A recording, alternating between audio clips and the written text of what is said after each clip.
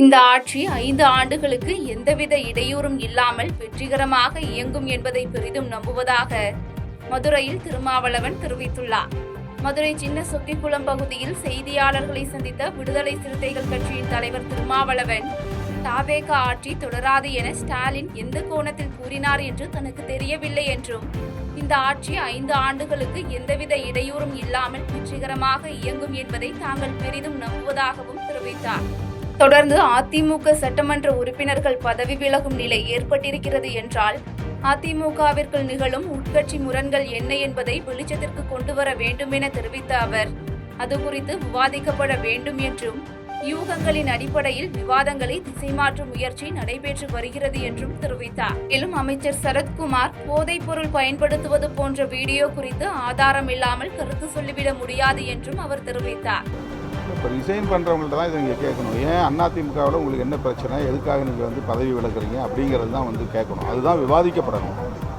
அதை தாண்டி யூகங்களின் அடிப்படையில் இங்கே விவாதங்கள் நடக்கின்றன. அதிமுகவுக்குள் என்ன பிரச்சனை? மக்களால் தேர்ந்தெடுக்கப்பட்ட சட்டமன்ற உறுப்பினர்கள் பதவி விலகும் நிலை ஏற்பட்டிருக்கிறது என்றால் அதிமுகவுக்குள் நிகழும் உட்கட்சி முரண்கள் என்ன என்பதைத்தான் நீங்கள் வெளிச்சத்திற்கு கொண்டு வர வேண்டும்.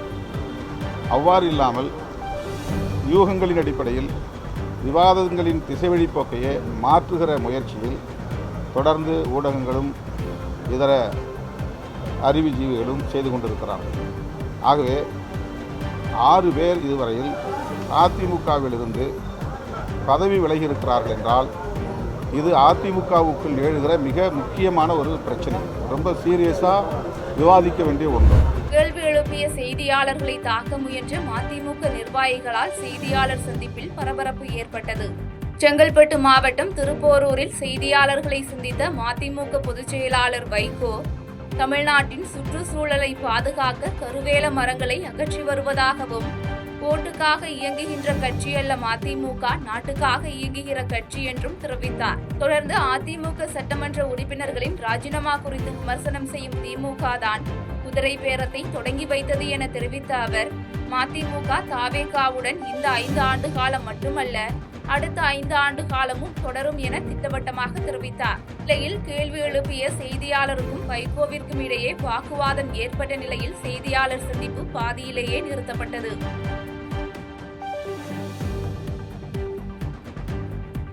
சிதம்பரம் அருகே கோயில் திருவிழாவின் போது ஏற்பட்ட வெடிவிபத்தில் காயமடைந்தவர்களை சட்டமன்ற உறுப்பினர் தமிமுன் அன்சாரி நேரில் சந்தித்து நலம் விசாரித்தார். கடலூர் மாவட்டம் குச்சிப்பாளையம் கிராமத்தில் அமைந்துள்ள ஸ்ரீ முத்துமாரியம்மன் கோயில் தீமிதி திருவிழாவின் போது ஏற்பட்ட வெடிவிபத்தில் 20 பேர் காயமடைந்தனர்.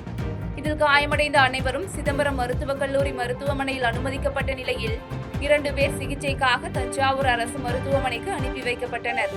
இந்நிலையில் இதுகுறித்த தகவலின் பேரில் மருத்துவமனைக்கு வருகை தந்து காயமடைந்தவர்களிடம் நலம் விசாரித்த சட்டமன்ற உறுப்பினர் தமிமுன் அன்சாரி தொடர்ந்து செய்தியாளர்களை சந்தித்தார். அப்போது வெடிவிபத்தில் காயமடைந்தவர்கள் சிகிச்சை பெற்று வருவது குறித்து விளக்கமளித்த அவர், மருத்துவமனையில் உள்ள அடிப்படை வசதி குறைபாடுகள் குறித்து நடவடிக்கை எடுப்பதாக உறுதியளித்தார். அதாவது இங்கே உரிய சிகிச்சை இல்லைங்கிற தகவலை நமக்கு தந்திருக்கிறாங்க. இனிவரும் காலங்களில் அதே சிகிச்சை இங்கேயே சிறப்பான முறையில் முன்னெடுக்கிறது நம்ம கவனம் செலுத்தும். தற்போது வந்த மருத்துவக் கல்லூரி மருத்துவமனை இருந்தால் பரவாயில்ல, ஆல்ரெடி ஒரு 5 வருஷத்துக்கு முன்னாடி வந்து போச்சு. இன்னும் ஏன் அந்த நீங்கள் சுட்டி காட்டியிருக்கக்கூடிய இந்த விஷயத்தை நான் கவனத்தில் கொள்கிறேன். இல்லை, நீங்கள் சுட்டி காட்டக்கூடிய விஷயத்தை நான் கவனத்தில் கொள்கிறேன். மாவட்ட ஆட்சியருக்கும் இந்த துறை சார்ந்த அமைச்சருக்கும் இதை நான் கவனப்படுத்துகிறேன்.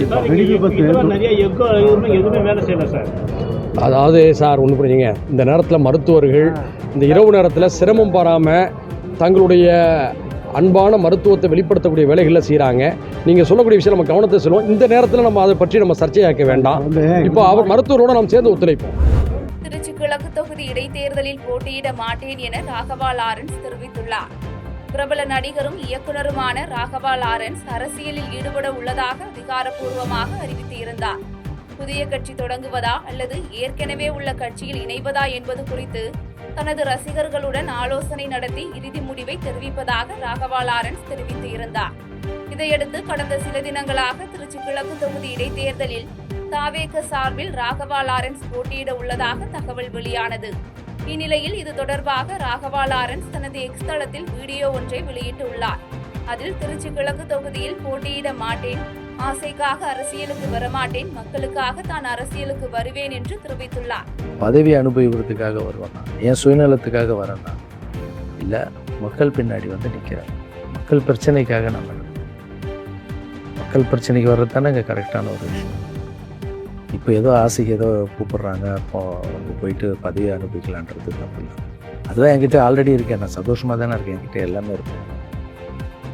மக்கள் பிரச்சனைக்காக நம்ம வந்து எங்கே போகணும், யார் கூட போகணும், எப்படியாப்பட்ட அரசியலை கையில் எடுத்தால் மக்களுக்கு நல்லது நடக்கும்ன்றதை நல்லா திங்க் பண்ணி பொறுமையாக நானே உங்களுக்கு இன்ஃபார்ம் பண்ணுவேன். வேடச்சந்தூர் அருகே தனியார் நூற்பாலையில் வேலை பார்த்த பெண் தொழிலாளி உயிரிழந்த நிலையில் அவரது உறவினர்கள் மறியல் போராட்டத்தில் ஈடுபட்டனர். திண்டுக்கல் மாவட்டம் செங்குறிச்சி ஆலம்பட்டியை சேர்ந்த சின்னக்கரந்தி என்ற பெண் வேள்வார்கோட்டை பிரிவு அருகே உள்ள தனியார் நூற்பாலையில் வேலை செய்து வந்துள்ளார். இந்நிலையில் சம்பவத்தன்று நூற்பாலையில் வேலை பார்த்தபோது சின்னக்கரந்தி பள்ளத்தில் தவறி விழுந்ததை தொடர்ந்து மருத்துவமனை கொண்டு செல்லும் வழியில் உயிரிழந்ததாக கூறப்படுகிறது. இதனிடையே சின்னக்கரந்தியின் இறப்பில் மர்மம் இருப்பதாக கூறி அவரது உறவினர்கள் மற்றும் ஊர் பொதுமக்கள் தனியார் நூற்பாலை முன்பு தரையில் அமர்ந்து மறியல் போராட்டத்தில் ஈடுபட்டனர். இதனைத் தொடர்ந்து சம்பவ இடத்திற்கு வந்த போலீசார் போராட்டத்தில் ஈடுபட்டவர்களுடன் பேச்சுவார்த்தை மேற்கொண்டனர். அதிமுக பொதுச் செயலாளர் எடப்பாடி பழனிசாமி தனக்கு அளித்த துணை பொதுச் செயலாளர் பதவியை ஏற்க மாட்டேன் என எஸ்பி வேலுமணி தெரிவித்துள்ளார். கோவையில் நடந்த அதிமுக நிர்வாக கூட்டத்தில் முன்னாள் அமைச்சர் எஸ்பி வேலுமணி கலந்து கொண்டார். அப்போது கூட்டத்தில் பேசிய அவர் தன்னை நம்பி வந்தவர்களுக்கு கட்சியில் எந்த பதவியும் வழங்காமல் தனக்கு மட்டும் கட்சியில் பதவி கொடுத்ததை ஏற்றுக்கொள்ள முடியாது என்று தெரிவித்தார். தொடர்ந்து P Thangamani, C V. Shanmugam, K V. Veeramani, Vijayabaskar போன்ற கட்சியின் ஜாம்பவான்கள் மற்றும் கட்சியை வளர்க்க கஷ்டப்பட்டவர்களுக்கு எந்த பதவியும் கொடுக்காததை தன்னால் எப்படி ஏற்றுக்கொள்ள முடியும் எனவும் அவர் கேள்வி எழுப்பினார். நான் பதவியில வேண்டாம் சொல்றேன். என்னை நம்பி வந்தவனுக்கு விட்டு போட்டு நான் பதவி வாங்குறது தயாரா இல்லை. என் கூட 30 மாவட்டத்தில் வந்திருக்கலாம். 30 மாவட்டத்தில் பதவி கொடுக்கல. நான் மட்டும் துணை பொதுச் பதவி ஏற்க முடியுமா? எப்படி ஏற்க முடியும்? எப்படி ஏற்க முடியும்? என்னை நம்பி பின்னாடி இருக்கிறவங்களுக்கு அவனை கஷ்டப்பட்டவங்க. இப்ப வீரமணி, தங்கமணி, விஜயபாஸ்கர், சி.வி. சண்முகம் இந்த மாவட்டத்துடைய ஜாம்பவானுங்க கட்சி வளர்த்தவங்க செலவு பண்ணி அவங்களுக்கு பதவி கொடுக்கல. நான் வந்து கடன் பிரச்சனை காரணமாக மனைவி மகளை கொலை செய்த ரியல் எஸ்டேட் தொழிலதிபர் லாரியில் மோதி உயிரிழந்த சம்பவம் பரபரப்பை ஏற்படுத்தியுள்ளது. தருமபுரி மாவட்டம் அன்னசாகரம் பகுதியைச் சேர்ந்த தம்பதி சந்தோஷ் சரண்யா ரியல் எஸ்டேட் தொழில் செய்து வரும் சந்தோஷ் கடந்த சில மாதங்களாக தொழிலில் ஏற்பட்ட நெருக்கடி காரணமாக கடன் பிரச்சனையில் இருந்து வந்துள்ளார். இதனால் மன உளைச்சலில் இருந்த அவர் மனைவி சரண்யா மற்றும் மகள் சாத்தியாவை கொலை செய்ததாக கூறப்படுகிறது. இதனைத் தொடர்ந்து இருசக்கர வாகனத்தில் வீட்டை விட்டு வெளியேறிய சந்தோஷ் தருமபுரி, கிருஷ்ணகிரி, சேலம் தேசிய நெடுஞ்சாலையில் லாரி மீது மோதி சம்பவ இடத்திலேயே உயிரிழந்துள்ளார். இதனிடையே மனைவி மற்றும் மகளின் உடலை கைப்பற்றிய தருமபுரி போலீசார் உடல்களை பிரேத பரிசோதனைக்காக தருமபுரி அரசு மருத்துவக் கல்லூரி மருத்துவமனைக்கு அனுப்பி வைத்தனர். தொடர்ந்து விபத்தில் உயிரிழந்த சந்தோஷின் உடலை கைப்பற்றிய அதியமான்கோட்டை காவல் நிலைய போலீசார் பிரேத பரிசோதனைக்காக மருத்துவமனைக்கு அனுப்பி வைத்தனர். இதனைத் தொடர்ந்து போலீசார் இதுகுறித்து விசாரணை மேற்கொண்டு வருகின்றனர். திருவள்ளூர் அருகே முதலமைச்சர் விஜய் அவர்களின் பிறந்தநாள் விழாவை ஒட்டி மாற்றுக் கட்சியினர் 200க்கும் மேற்பட்டோர் தமிழக வெற்றிக் கழகத்தில் இணைந்தனர். திருவள்ளூர் மாவட்டம் சித்துக்காட்டு கிராமத்தில் தமிழக வெற்றிக் கழகத்தின் தலைவரும் முதலமைச்சருமான விஜயின் பிறந்தநாளையொட்டி ஏழை எளிய மக்களுக்கு நலத்திட்ட உதவிகள் வழங்கும் விழா சிறப்பாக நடைபெற்றது.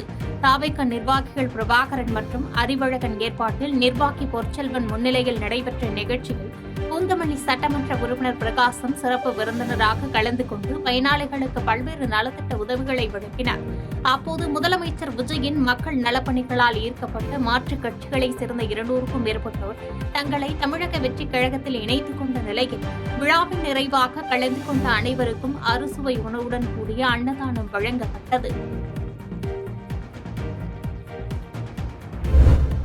அதிமுக இருக்கக்கூடாது என்பது போல ஊடகங்கள் செய்தி வெளியிடுவதாக முன்னாள் அமைச்சர் எஸ்பி வேலுமணி தெரிவித்துள்ளார். அதிமுக பொதுச் செயலாளர் எடப்பாடி பழனிசாமியுடன் இருக்கும் புகைப்படங்களை தனது அனைத்து சமூக வலைதள பக்கங்களில் இருந்தும் நீக்கி புதிய புகைப்படத்தை முன்னாள் அமைச்சர் எஸ்பி வேலுமணி மாற்றியிருப்பது அரசியல் வட்டாரத்தில் பேசும் பொருளாக மாறியது. இதுகுறித்து கோவை விமான நிலையத்தில் செய்தியாளர்களின் சந்திப்பின் போது பேசிய முன்னாள் அமைச்சர் எஸ்பி வேலுமணி எது நடந்தாலும் செய்தியாளர்களிடம் தெரிவிப்பதாகவும், அதிமுக இருக்கக்கூடாது என்பது போல ஊடகங்கள் செய்தி வெளியிடுகின்றன. எனவே எது நடந்தாலும் உங்களிடம்தான் தெரிவிப்பேன் என பதிலளித்து சென்றார்.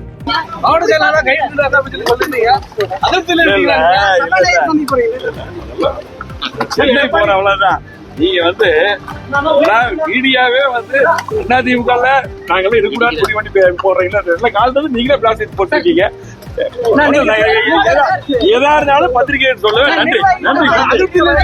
புதுக்கோட்டையில் சாலை ஓரத்தில் நிறுத்தி வைக்கப்பட்டிருந்த ஐஸ்கிரீம் வாகனத்தில் இருந்து ஓட்டுநர் சடலமாக மீட்கப்பட்டது குறித்து போலீசார் விசாரணை மேற்கொண்டனர். புதுக்கோட்டை மாவட்டம் பெரம்பூர் விளக்கு அருகே சாலை ஓரத்தில் நிறுத்தி வைக்கப்பட்டிருந்த ஐஸ்கிரீம் வாகனத்தை அவ்வழியே சென்றவர்கள் வாகனம் பழுதாகி நின்றதாக நினைத்து பொருட்படுத்தாமல் சென்றுள்ளனர்.